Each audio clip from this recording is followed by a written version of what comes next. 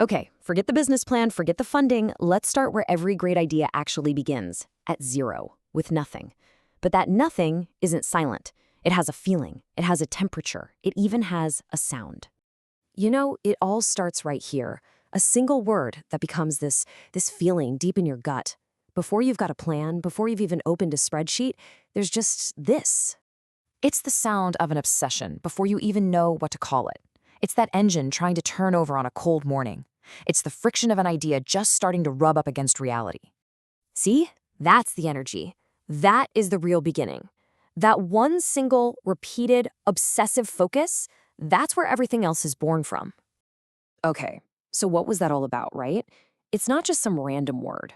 Well, it's the sound that pretty much every founder hears when they're starting from, absolute scratch. Seriously, think about it for a second. When you're standing right there at the very beginning of a new venture, a new project, maybe even a new life, what does that feel like? Is it quiet? Is it calm? Nah, no way. It's not silence at all. It's more like this low hum that just grows into a roar. It's the sound of pure potential just waiting to be unleashed. It's the sound of what we're going to call startup heat. All right, so let's actually put a name to this raw energy. Let's give it a framework, because, once you can define something, you can start to figure out how to create it yourself. Okay, so here's the deal. Startup heat is the fuel for launch. And look, it's not logical, it's not always sensible, right? It's this crazy mix of just blinding passion, a frantic, we gotta do this now kind of urgency, and a focus so sharp it's almost obsessive. And this energy, it isn't just random. It's really built on three key things. It all starts with a raw, undeniable passion for the problem you're trying to solve. That passion then creates this unreasonable urgency, this feeling that it has to happen, and it has to happen now. And that urgency forces you into a singular focus that just pushes everything else to the side. All right, so understanding it is one thing, but how do you actually generate this stuff for yourself, for your own idea?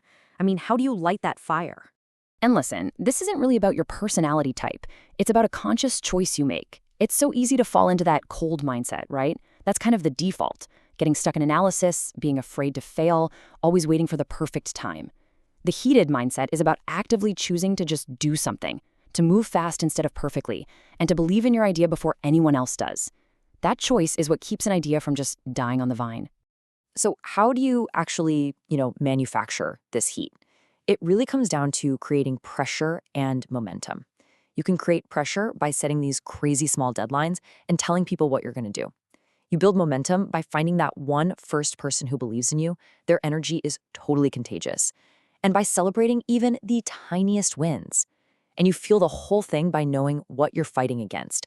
Because let's be honest, nothing gets you fired up like having a clear enemy. But, and this is super important, here's the last piece of the puzzle.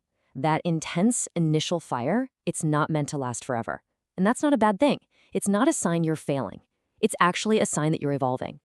Think of it this way. Heat is like rocket fuel. Its whole job is to get you off the ground, to escape that gravitational pull of I can't do this and self-doubt.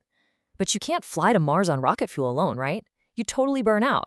So the goal is to transition from that crazy, unsustainable heat to more of a sustained warmth.